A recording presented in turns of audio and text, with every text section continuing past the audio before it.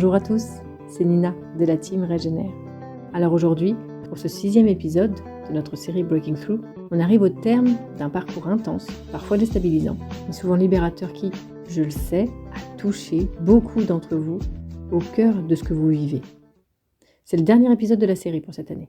Non pas parce qu'on n'a plus rien à dire, mais parce que c'est justement maintenant qu'il faut laisser reposer, intégrer et digérer. La traversée, elle demande du temps, et l'après-traversée aussi. Alors avant la nouvelle année, on vous offre ce dernier mouvement comme une manière d'ouvrir un espace intérieur. Un espace où quelque chose de nouveau peut naître. Et puisque c'est le dernier épisode avant Noël, j'aimerais profiter de ce moment pour vous parler de ce qui est selon nous l'un des plus beaux cadeaux possibles. Offrir la santé, la compréhension, la joie et l'autonomie. Parce que dans un monde saturé d'objets dont la durée de vie est programmée, où l'on consomme des choses qui nous laissent souvent plus vides que comblées, offrir un abonnement à Régénère.tv à un proche, c'est faire exactement l'inverse. C'est offrir quelque chose qui ne s'use pas, qui ne se jette pas, qui ne se casse pas, mais qui transforme, qui structure et qui élève. Un abonnement Régénère.tv, c'est pas un service en plus. C'est 15 ans de travail, de recherche, d'expérimentation, de vidéos, de parcours pédagogiques, de formation, de live hebdomadaires, d'échanges communautaires, d'outils pratiques, de protocoles, de tutos écrits, de réponses à des milliers de questions. C'est tout l'engagement de Thierry Casasnovas et de toutes les équipes de Régénère condensé dans une plateforme dédiée à une seule chose. Votre santé, votre autonomie et puis au bout du compte, votre joie, votre créativité, votre capacité à reprendre votre vie en main. Donc plutôt que d'offrir un objet qui finira au fond du placard, offrir Régénère.tv, c'est offrir une direction, une compréhension, un mouvement vers plus de liberté intérieure. C'est offrir à quelqu'un la possibilité de se connaître, de se renforcer, de se régénérer. Et c'est peut-être justement le meilleur cadeau possible pour entrer dans l'année qui vient. Si vous souhaitez offrir un abonnement, 3 mois, 6 mois ou 1 an, la page dédiée, c'est juste en dessous de la vidéo, avec une offre spéciale pour Noël. Alors n'hésitez pas, c'est peut-être le cadeau le plus utile que vous puissiez faire. Alors maintenant, place à cet ultime épisode. C'est celui où on va découvrir que l'après-addiction, ce n'est pas une vie plus petite, mais c'est une vie plus grande. Que le désir, il n'est pas étouffé, mais il est transmuté. Et que la force qu'on croyait donc destructrice, elle devient, lorsqu'elle est libérée, la force de créer. Alors c'est parti, on y va ? Alors premièrement, on va parler du feu du désir. On va voir pourquoi justement c'est une énergie et non pas un problème. Parce que l'addiction, c'est pas la preuve que quelque chose est cassé en nous. Ce n'est ni une maladie au sens classique, ni une fatalité inscrite dans nos gènes, ni une déficience morale ou psychologique. C'est d'abord une erreur d'aiguillage. C'est une énergie vitale immense qui a pris la mauvaise sortie. Parce qu'à un moment de notre histoire, on n'avait ni les outils, ni la maturité émotionnelle, ni les repères pour la diriger ailleurs. Alors, avant d'être détourné, ce feu intérieur, c'était pas un poison. C'était le moteur de la vie même. D'ailleurs, on remarquera souvent que les addictions riment aussi avec une grande créativité, une énergie folle, du moins au début, avant que l'addiction ne consume tout. La pulsion, le désir, l'élan vers quelque chose, la recherche du plaisir, l'envie de sentir plus, d'être plus, de vivre plus. Tout ça, ça relève pas du problème, mais du programme biologique du vivant. Et c'est ce même feu qui permet justement à un être humain d'aimer avec intensité, de créer quelque chose de neuf, d'apprendre avec passion, de bâtir une œuvre, un projet, une relation qui va permettre de se dépasser quand on pense que tout est perdu. Le feu, il n'a jamais été l'ennemi. Ce qui blesse, ce n'est pas l'existence du feu, mais son enfermement dans un cercle étroit, stérile et répétitif. L'attention mène à la décharge, qui mène au soulagement, qui mène au vide, qui mène à l'attention, etc. Et c'est donc un circuit fermé qui tourne sur lui-même, qui ne mène donc nulle part, qui ne produit rien et qui n'ouvre rien. Une roue dopaminergique prisonnière de son propre mouvement, c'est intense mais sans direction. Elle est brûlante mais sans lumière. Et lorsque, grâce à cette traversée, cette boucle elle se défait, lorsque la compulsion ne commande plus, lorsque la décharge elle cesse d'être la seule issue, l'énergie ne disparaît pas, au contraire, elle se libère et recommence à circuler. Ce feu intérieur, une fois dégagé de la répétition, il se met à chercher une direction nouvelle, un mouvement créateur, un espace où il peut enfin produire quelque chose de vivant. C'est ici que commence l'après-addiction. Non pas une vie plus tiède, mais une vie plus large. Pas une vie moins d'énergie, mais une énergie redéployée, enfin disponible pour ce qui construit au lieu de consommer. Et donc, deuxièmement, on va parler de après l'addiction. On va justement voir un petit peu ce qu'est la redirection de notre feu vital. Le corps humain, il n'a jamais été conçu pour vivre sans désir, tout comme il n'a pas été pensé pour la neutralité, la tiédeur ou l'indifférence. Il est construit pour se mouvoir, pour tendre vers quelque chose, pour orienter son énergie dans une direction qui fait croître la vie. C'est ça le désir, et c'est le moteur de la vie.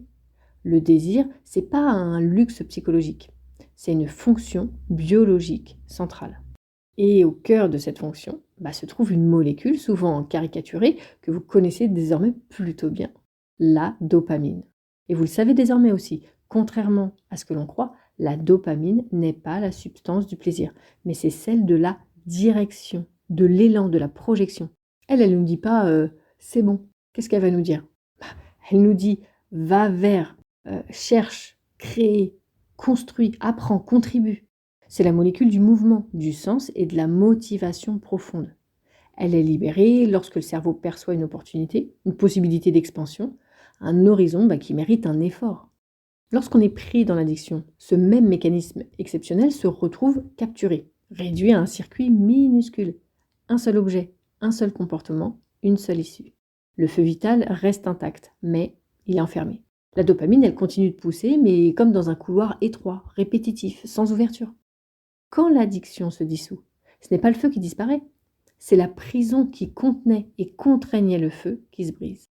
Et on observe alors un phénomène absolument universel, presque spectaculaire. Les personnes qui se libèrent d'une addiction deviennent souvent d'une créativité fulgurante, d'une productivité étonnante, d'une capacité d'engagement qui surprend même leur entourage.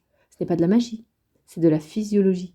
Et voici ce qui se passe réellement dans le corps.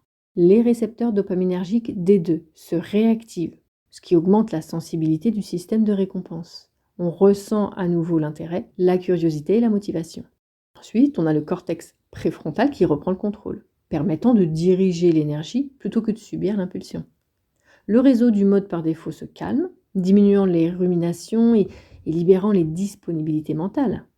Et les niveaux d'ocytocine et de sérotonine remontent, renforçant donc le lien, la stabilité émotionnelle et la capacité d'apprécier le réel. En clair, la même énergie qui nourrissait la compulsion devient disponible pour nourrir la création. Ce qui alimentait l'évitement peut désormais alimenter la construction, et ce qui servait à se fuir peut enfin être utilisé pour se manifester dans le monde. La transformation, elle est si nette qu'on peut la résumer simplement. L'énergie du manque devient énergie d'élan. L'énergie qui détruisait devient énergie qui construit. Et le feu compulsif devient le feu créateur.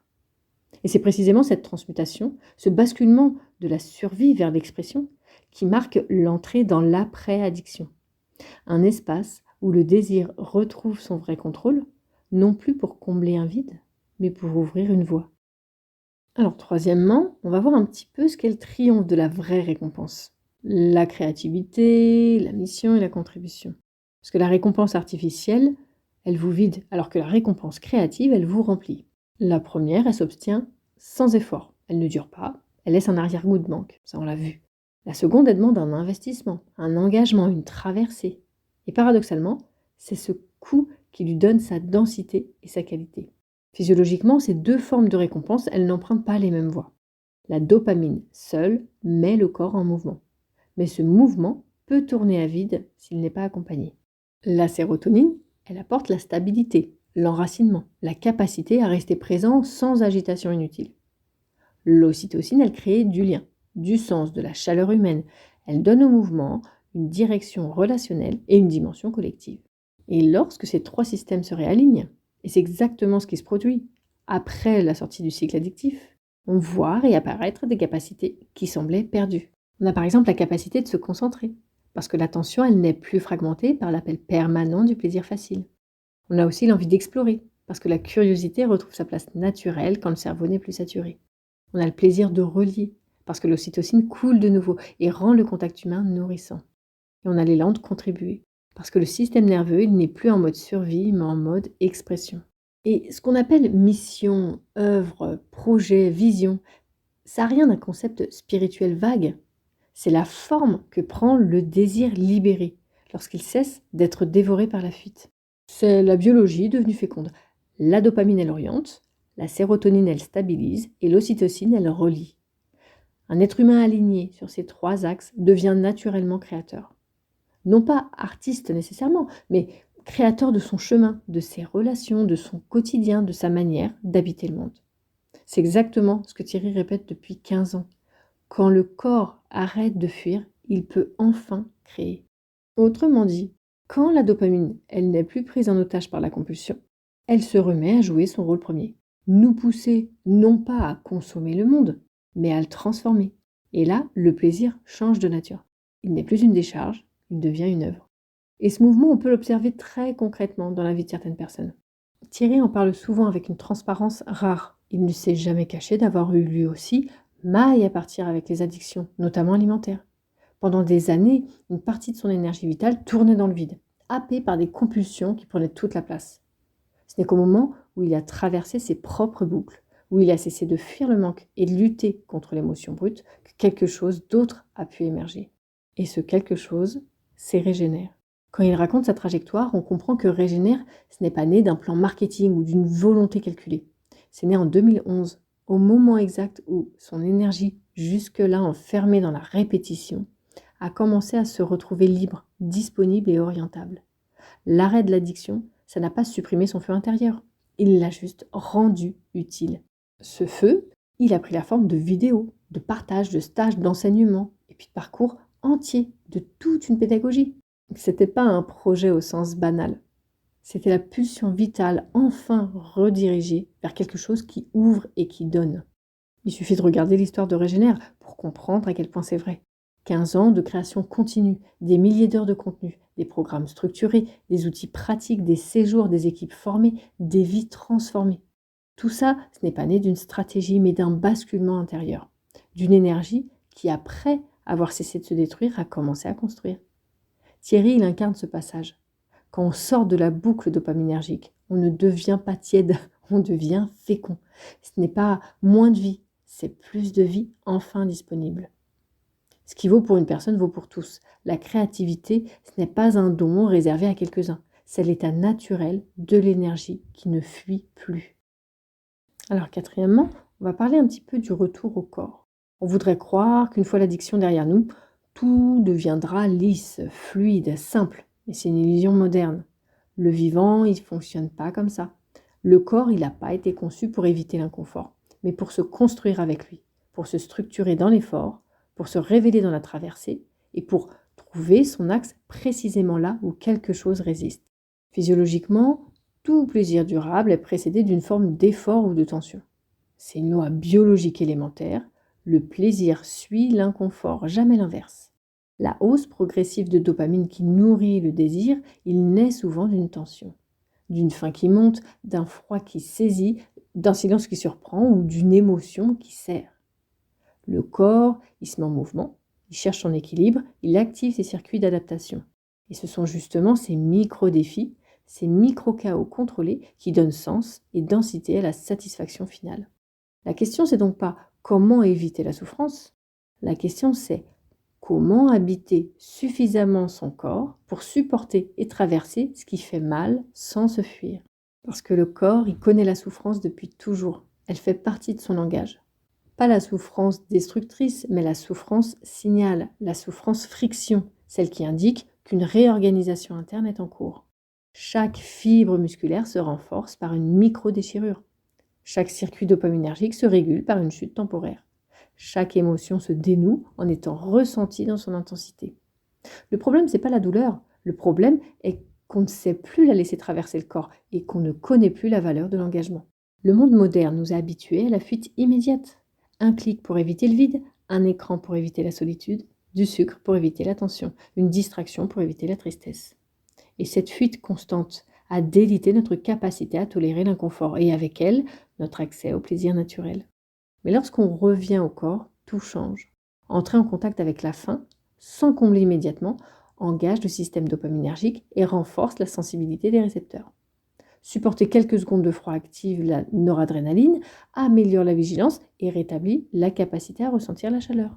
Et accueillir une émotion totalement sans interprétation, sans fuite, sans précipitation, ça relance la circulation du système limbique. Ça rétablit les boucles de régulation vagale qui avaient été court-circuitées par la compulsion. L'inconfort, c'est donc pas un obstacle sur le chemin du plaisir. Il en est la condition d'émergence. Chaque fois qu'on traverse une tension corporelle ou émotionnelle, sans chercher à la couper, une récompense naturelle suit.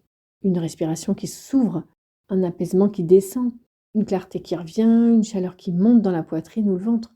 Le système nerveux y retrouve son rythme. La dopamine, elle se normalise. La sérotonine se stabilise et l'ocytocine circule à nouveau.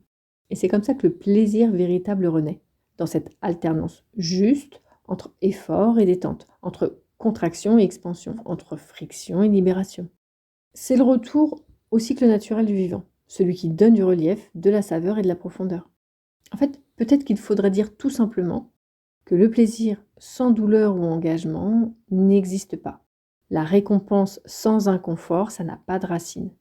Et le sens sans traversée n'a pas de corps. Et ce n'est pas une punition de la vie. C'est au contraire son intelligence et sa beauté. Alors cinquièmement, on va voir un petit peu comment ritualiser justement, pourquoi donner une forme, un rythme et un contenant au désir libéré. Parce qu'une fois l'addiction traversée, une fois l'énergie du désir redevenue disponible, quelque chose d'essentiel apparaît souvent, le besoin d'un cadre. Le désir, c'est une force immense, mais une force diffuse si elle n'est pas contenue, structurée et incarnée. Sans direction, il se disperse. Sans rythme, il s'éparpille. Sans ancrage, il retourne vers la facilité. Et Dieu sait que notre monde en propose des facilités comme autant de pièges béants. Et c'est pour ça que toutes les traditions humaines ont créé des rituels. Non pas des obligations, mais des contenants pour ce feu vital. Des formes répétées qui permettent au corps de se synchroniser, au système nerveux de se stabiliser et au désir de s'orienter. La neurophysiologie confirme ce que les anciens savaient empiriquement. Chaque rituel stabilise les circuits dopaminergiques. Il renforce les connexions préfrontales et il ancre la sensation de sécurité intérieure. Donc en répétant un acte à la même heure, dans la même forme, on crée une boucle sensorielle qui dit au cerveau « tu peux te poser ici, là tu peux te rassembler ». Ritualiser, ce n'est pas se contraindre, c'est donner une direction régulière au désir pour qu'il ne retombe pas dans ses anciens sillons. Ça peut prendre de nombreuses formes. Ça peut être un rituel le matin, quelques respirations lentes, un verre d'eau chaude, une marche de 10 minutes qui dit au corps « allez, là c'est ton point de départ ». Ça peut être un rituel de jeûne, accepter chaque jour un court moment où on ressent la tension sans la combler, ce qui va recalibrer les récepteurs dopaminergiques. Ça peut être un rituel de froid ou de chaleur, un contraste thermique bref, qui va stimuler la noradrénaline, qui va réveiller la vigilance et qui marque l'entrée dans le réel. Oui à la douche froide. On a aussi un rituel de silence. 5 à 10 minutes sans écran, sans distraction, qui donne au système limbique l'espace nécessaire pour se réorganiser. Et même un rituel de créativité, par exemple. Écrire 3 lignes, filmer 30 secondes, construire quelque chose de minuscule, mais de tangible, qui transforme la dopamine en action plutôt qu'en fuite. Et le point crucial, c'est ça. Un rituel, ça n'est pas là pour tenir, mais pour orienter. Il ne sert pas à éviter le manque, mais à donner au désir un endroit où se déposer. Non à contrôler le feu, mais à l'aider à prendre forme. Physiologiquement, ces rituels, ils créent une stabilité affective. Ils rééquilibrent les 3 piliers de la récompense qui sont durables. La dopamine, donc l'élan, la sérotonine, la stabilité et la satisfaction tranquille, et l'ocytocine, qui est le sens, le lien et la douceur. Quand ces 3 systèmes dialoguent, la vie retrouve un rythme. Le corps cesse de réclamer sans cesse, le cœur cesse de s'emballer et la tête cesse de courir après des faux objectifs. On n'avance plus par manque, mais par élan. Et surtout, ritualiser, ça donne quelque chose que l'addiction ne pourra jamais offrir. La possibilité de devenir auteur de sa vie. Non plus déterminé par ses pulsions, mais guidé par son intention. Donc un rituel même minuscule, ça dit une chose énorme. Je décide. Et c'est là que tout change. En conclusion, la vraie récompense, c'est la conscience et l'effort qui y mène. Parce qu'on a tendance à croire que la fin d'une addiction, c'est la fin d'un combat. Et en réalité, c'est le début d'un chemin qui ne cherche plus l'oubli, mais l'engagement. qui ne cherche plus la décharge, mais la densité, et qui ne cherche plus la facilité, mais la vérité. La vraie récompense, elle n'est jamais dans l'instant. Elle se trouve dans la traversée, dans l'effort qui oblige le corps à se rassembler dans l'intensité. On pourrait comparer ça à la course en montagne. Quand on grimpe, rien ne cherche le confort. Les muscles brûlent, le souffle se raccourcit, on hésite. Mais c'est précisément dans cette résistance assumée qu'une ouverture se fait. La récompense n'est pas dans la pente, mais dans ce que la pente fabrique en nous. La douleur et l'engagement sont la porte, et la conscience, c'est ce qu'il y a derrière. Depuis le premier épisode, Breaking Through répète la même vérité. La liberté ne commence pas quand le manque disparaît, mais quand il cesse d'avoir pouvoir sur nous. On ne devient pas libre en évitant l'inconfort, mais en découvrant pas à pas qu'il ne nous détruit pas, mais qu'il nous construit. Lorsque les automatismes tombent, que la bête cesse de commander, que la dopamine retrouve son rythme naturel, quelque chose d'ancien revient.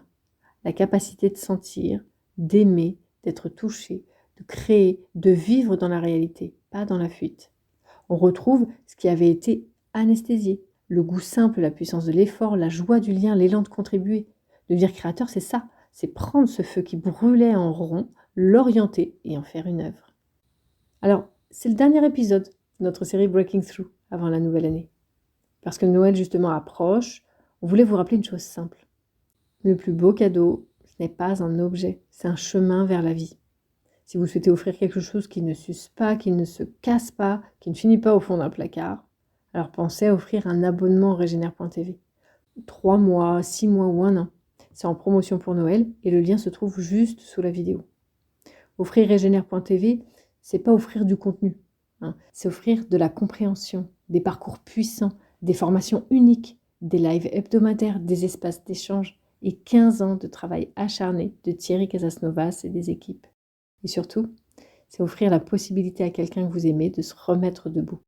Et pour nous tous, en cette fin d'année, cultivons le pardon, le lien, l'attention, la générosité simple et la bienveillance. Non pas comme des idées, mais comme des actes. Ayons une pensée profonde et sincère pour celles et ceux qui vivront ces fêtes dans la solitude, dans la douleur, dans l'épuisement, dans la maladie. Pour ceux qui sont sous les bombes à Gaza ou ailleurs, pour les enfants exploités, pour toutes les vies qui ne connaissent ni repos ni sécurité.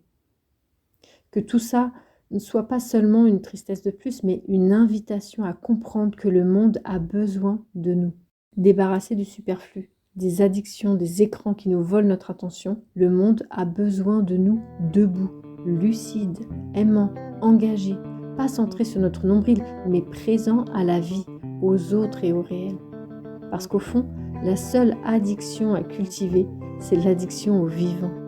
On vous donne rendez-vous l'année prochaine, encore plus vivant et libre que jamais.